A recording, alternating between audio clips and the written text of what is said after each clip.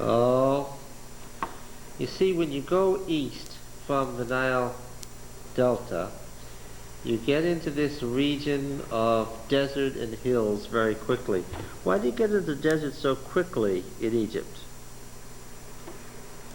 Because it's only green where? Yeah, along where the water is. And you come to Rephidim. Remember there were lots of palms? This is the traditional site thereof. And you begin the trek into the southern Sinai Peninsula mountains. Do you have any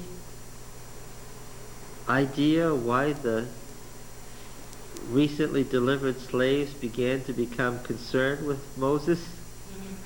What was their concern based on? Having just come from the wealth and luxury of Egypt, Moses said, "We're going to the mountain of God where my in-laws are." And the folks said what? They already began to think, and remember the murmuring theme became a theme in the literature. They began to think what? It's good not to be slaves, but what? Maybe we should be back in Egypt. How long did it take them to get there? To get where?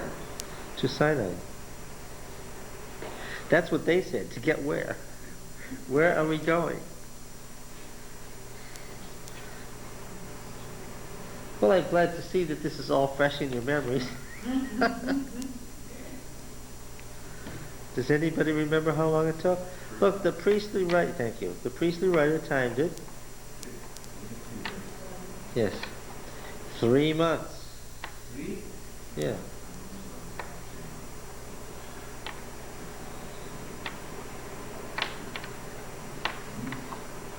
This is the assumed pathway. 3 months. Well, it's not even. It's the reason it's the assumed pathway is it's the old Egyptian road. It's the only way you can get there. If they went that way, this is the way they went. 3 months walking or 3 months in the car? No. About 4 days in the car. 3 months walking. Of course, they had children and flocks and herds and stuff. And look at it. Part of it. Yes. They went over this. Yes. Wow. Remember my telling you? Remember my telling you that you got to see the terrain before you understand why they were complaining? Yeah. They're beaver. Yes. Yes. The road was Look, they had been living in the eastern Nile Delta, which was one of the greenest places in the ancient world. There was always water there. It was the most fertile part of the Nile Delta. How did these slaves end up in the most fertile part? Because of Joseph. That was the idea. He gave his father and brothers the best territory. So they were living in this really, really, really rich, luxurious area, and they were enslaved, which was very unpleasant. But they had lived there all their lives. They had never been out of Egypt. Therefore what? And the Egyptians were fond of telling tales, a lot of which have survived, about how awful the rest of the world was. The Egyptians would tell people, if you ever left Egypt, there's nothing but an awful desert out there that eats you up. So, then in a good news, bad news joke, God delivered Israel, and the next thing they found themselves in was here. And there were lots of Hebrew slaves wondering if here was a good place to be. And finally they got there. Where is this? This is the base of Sinai. So this is where they still find the man out there? Yep. Absolutely right. And where bushes still burn. Is there rocks that still have water coming out of them? Yep. Is there lots of them or just a couple places? Well, enough so that if you know the desert, the Arabs there say you can find them fairly easily, go from one to another. The rock that Moses... Well, that's an interesting story. You see, on the side of the mountain you do have a great spring. Happy that you mentioned it. What did Constantine's mother build here, by the way? Oh, I wish I had a picture of it. If I had an overhead projector, I'd bring in a book and show you.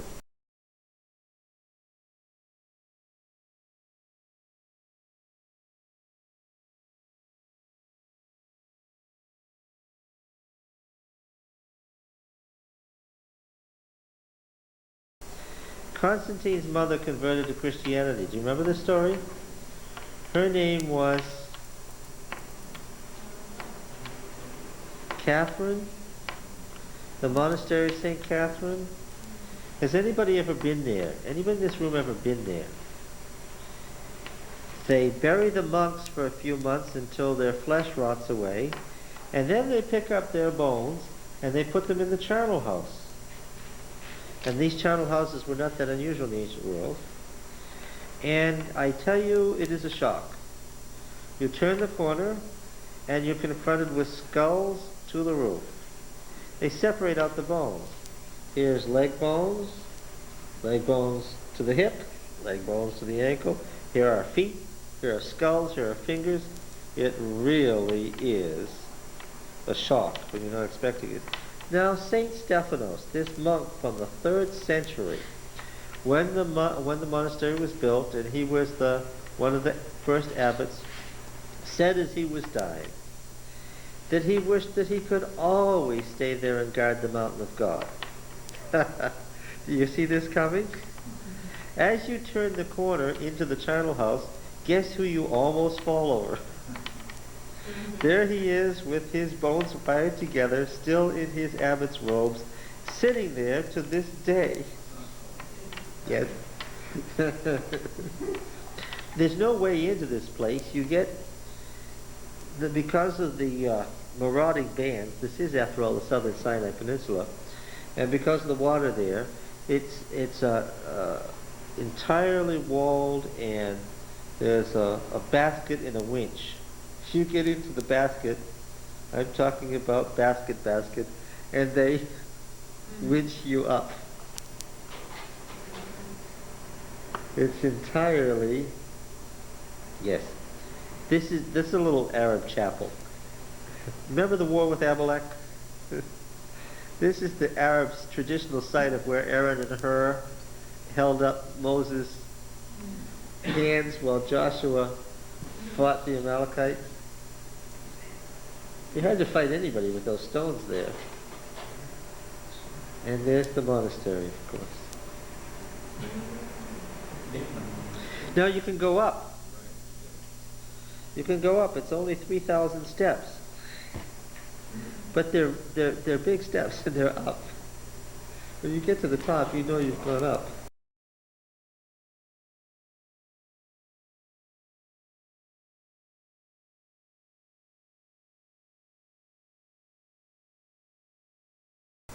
Oh, there it is. I didn't know that I had a picture of it. That's the way in. That's the elevator in right there. Yes? A basket comes down out of that. Do they charge you? Yes, they do. I looked at the crosses painted on the sides, and we usually paint crosses where people have died. I thought about that. What was found here, of course, by Tischendorf in the last century was Codex Sinaiticus, the great Greek manuscript that bears witness frequently to a purer text than the Masoretic text that we use in our Old Testament. Many times where you see that your Bible says that the Hebrew is unintelligible, and it says compare with Septuagint. If you read the Masoretic text, it has that ornate S, which is Sinaiticus. Tischendorf got about half the book. When the abbot realized that he wanted to take it, he wouldn't give him the rest of the pages.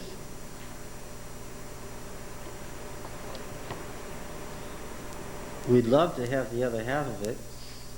Tischendorf said he saw it. He had it in his hands. That's the 1850s. Hasn't been seen since. This is the sort of thing that scholars groan over.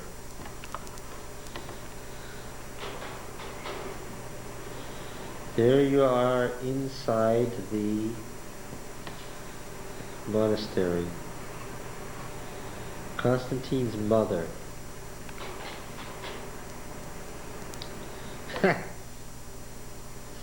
This is supposed to be the burning bush. The actual one. I was glad to see that it was still there and had grown so.